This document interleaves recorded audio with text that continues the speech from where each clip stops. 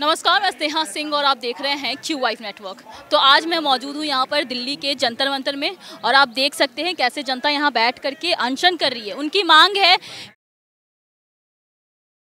Lockdown लगाया गया और जो दिया गया है वो कहीं ना कहीं लोगों के स्वास्थ्य को और भी खराब किया है। तो अब देखना ये है कि क्या सरकार इनकी मांगे पूरी करेगी या नहीं। सर, आपका नाम क्या है? मेरा नाम वीरेंद्र सिंह है, मैं हरिद्वार से हूँ।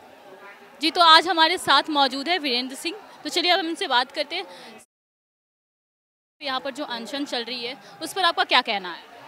देखिए, ये अनशन जो है ये लगभग 4 साल से जो हमारा प्रयास चल विरुद्ध षड्यंत्र है, जिसमें हमारे देश के लोगों को एक ऐसी चीज़ में फंसा दिया गया है जो इतना बड़ा विषय नहीं था, लेकिन उसके द्वारा कई और मुद्दे सॉल्व करने के लिए, अपने कई और एजेंडा इनको लागू करने के लिए इन्होंने ये हम पर थोपा। तो इस कारण से हम चाहते हैं कि ये जो धरना है ये उसमें महत्वपूर्ण भूमिका निभाएगा कि उन तक आवाज़ पहुँचे कि हम 4 साल से चिल्ला रहे हैं कि ये जो विषय है ये गलत तरीके से हैंडल किया गया। हालांकि इन्होंने जो सुई है और ये दवाइयाँ हैं उसका सारा एजेंडा चलाया है, लेकिन इन लोगों ने उसके बाद अब जो विभिन्न के ऊपर किसी प्रकार का उनका वक्तव्य नहीं आ रहा। वो ये कह रहे हैं कि ये शायद हमारी जिम्मेदारी नहीं है, इनको मुआवजा दिया जाए या इनकी जान बचाई जाए। तो सर, आपको क्या लगता है कि लॉकडाउन गलत था या फिर है? देखिए, क्या है कि जो लॉकडाउन था ना, उसका बेस था आपका आरटीपीसीआर टेस्ट के कारण जो केस बढ़े। वो केस बढ़ने के कारण क्या हुआ, लोगों को लगा कि ये कोई बहुत बड़ी बीमारी है। तो जो आरटीपीसीआर टेस्ट का इन्वेंटर है, आविष्कारक है कैरी म्यूलिस, उसने खुद ये कहा था कि जब 1993 में उसको इसका नोबेल प्राइज़ मिला था इसको इन्वेंट करने के लिए, तो उसने कहा था कि मेरा ये टेस्ट किसी भी व्यक्ति में कोई भी वायरस ढूंढ सकता है, तो इसका मिसयूज़ हो सकता है। और 2019 अगस्त में उनकी डेथ हो जाना, अब क्योंकि वो इस आरटीपीसीआर टेस्ट की पोल खोल देते कि ये जो जिस तरह से टेस्ट किया जा रहा है इसमें ज़्यादातर फॉल्स पॉजिटिव आ रहे हैं, तो इस टेस्ट को उनकी डेथ हो गई, कोई बोलने वाला सच बचा नहीं। तो पूरी दुनिया में इसके टेस्ट के द्वारा जो है बड़ा खेल खेला गया कि केस बढ़ रहे हैं। तो इस वजह से हमें लगता है कि लॉकडाउन जो है उसके बेस पे ही लगाया गया, वो डर दिखाकर, जो कि गलत था, जिसका आधार ही गलत था आरटीपीसीआर टेस्ट।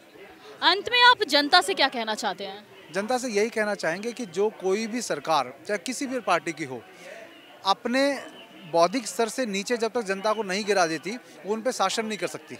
तो अपना विवेक, अपना अध्ययन, अपने पुरातन जो आयुर्वेद है उसको देखकर आप सरकार की हर कहीं भी बात पर आंख मूंद कर विश्वास मत करिए।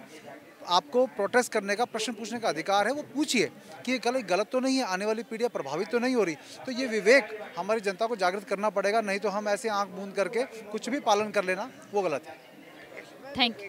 असल हालात हैं उससे लोग, हम और आप जो 75 साल से जो ब्रिटिश व्यवस्था में पल रहे हैं ना, उस व्यवस्था को हम और आप समझ ही नहीं पा रहे हैं। और समझने का विकल्प ये है कि जब हम 75 साल से इस व्यवस्था में चल रहे हैं तो 3 पीढ़ियाँ बदल गई और हमें आज़ादी का शगुफा दिया जाता है। हम आज़ाद ही नहीं है आज की व्यवस्था, क्योंकि 1615 से और 1857 तक जितनी 565 संधियाँ हुई हैं, 14 अगस्त 1947 को लॉर्ड माउंटबेटन और जवाहरलाल जी के बीच में जो संधि हुई है वो सबसे खतरनाक संधि हुई है। वो सत्ता का हस्तांतरण हुआ है, ट्रांसफ़र ऑफ पावर हुआ है, और आर्टिकल 147 में वो लिखवा के ले गए हैं। खुले शब्दों में कह दूँ, वो गोरे अंग्रेज चले गए और काले अंग्रेज सामंती व्यवस्था को मतलब है ढोने में लगे हैं। और मजदूर किसान बचाओ, मजदूर किसान देश का भगवान। असल वोटर किसान और मजदूर ही है और उसके बच्चे भूखे मर रहे हैं। इस व्यवस्था को बदलने के लिए आज वक्त आ गया है, समय होता है। महाभारत भी समय पे ही हुआ है। तो मैं किसान पार्टी ऑफ इंडिया का पूरे देश का कार्यवाहक अध्यक्ष मास्टर रामवीर सिंह पलवल होडल से मतलब इस सारी व्यवस्था को टैकल करने में लगा हूँ। और ऊपर से लेकर राष्ट्रपति, प्रधानमंत्री, आपका सुप्रीम कोर्ट, इलेक्शन कमीशन, कागज से देश का बस्ता है। कोई समझने वाला नहीं है और न कोई समझाने वाला है।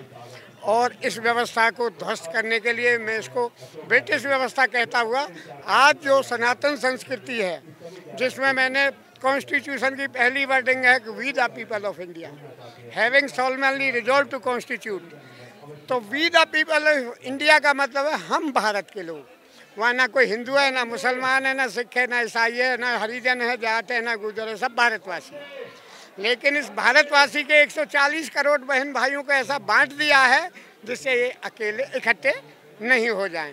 और जिस दिन ये इकट्ठे हो गए उसी दिन सत्ता का परिवर्तन हो जाएगा और इस ब्रिटिश व्यवस्था का। और इसके लिए 1860 के वही कानून चल रहे हैं। मैंने राष्ट्रपति जी को ज्ञापन लगाया अपने पुलिस कप्तान के माध्यम से कि ये 1860 के वही हैं 34,567 कानून, जिनका नाम आयरिश पेनल कोड है, और उनको आयरिश की जगह इंडियन पेनल कोड IPC जिन धाराओं को हम कहते हैं। तो मैं इस व्यवस्था को इन सब बुद्धिजीवियों से नंबर और नाम से लगा हुआ हूँ 543 आदमी 2024 में खड़ा करूँगा। और मेरा सत्याग्रह बंचारी गांव पलवल में, जहां से प्रधानमंत्री देवीलाल जी को प्रधानमंत्री और उप प्रधानमंत्री बनाया था, वो नंगाड़े सांस्कृतिक प्रोग्राम से करता हुआ इस देश को जगाने का काम करने में लगा हूं। और सत्याग्रह और क्रमिक अनशन चल रहा है मेरा। और सतपाल मलिक जी को बुला करके किसान मसीहा होने के नाते मैं देश को उनसे उम्मीद करूँगा कि किसान मजदूरों को जगाते हुए जो ज्वलंत समस्या हैं, मैंने तो राष्ट्रपति जी को भी 3 ज्ञापन लगाए हैं इन ज्वलंत समस्याओं के बारे में। आदरणीय राष्ट्रपति जी, हमें मिलने का समय 5 पंचों को, 5 पंच जहाँ परमेश्वर समय दिया जाए, लेकिन उन्होंने अब अगस्त से लेकर के अप्रैल आ गई है, कोई रास्ता नहीं दिया। तो मैंने कहा कि अब हम कागज़ से आ रहे हैं आपके वहाँ, और एक हवन कुंड लाएंगे, थोड़ी सी समझा लाएंगे और थोड़ी सी सामग्री लाएंगे। और जहाँ या तो हम कागज़ से हमारी वार्ता करा दी जाए, नहीं कराओगे तो वहीं बैठ जाएंगे। और रघुपति राघव राजा राम और पतित पावन सीताराम। अब मेरे साथियों ने सलाह दी कि भाई अब देश जगाना है, तो इधर हिसार भिवानी लोहारू साइड से हम जगाते लाते हैं, इधर आगरा भरतपुर अलीगढ़ को आप लाओ। तो मैंने बिरध 84 को उसमें बंचारी गांव में नीम का मंदिर है, दाऊजी मंदिर और नीम का मंदिर, वहाँ इस सिस्टम को शुरुआत करने के लिए। और मैं अब सारी खाप पंचायतों को बुला रहा हूँ। ओम प्रकाश धनखड़ जी जो अभी यहाँ खाप पंचायत नागर साहब हमारे, मतलब ये हम साथी सब जुट करके उस सारी व्यवस्था को, गुरनाम चंदूनी जी हैं और सतपाल मलिक जी, इन सबको बुला करके देश जगा करके, गाँवों से देश को जगा करके इस सिस्टम को बदलने का संकल्प है। देश बचाना, मानवता बचाना और आगे की पीढ़ी बचाना ही हमारा संकल्प है। जय हिंद, जय भारत।